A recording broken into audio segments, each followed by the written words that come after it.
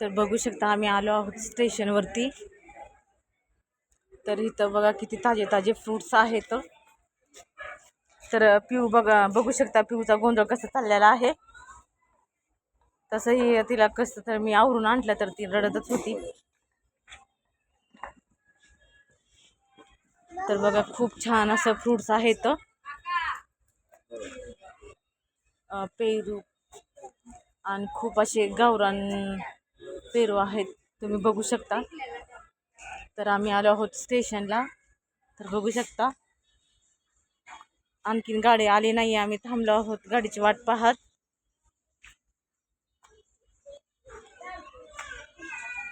इतकी गरमी आहे ना इकडं,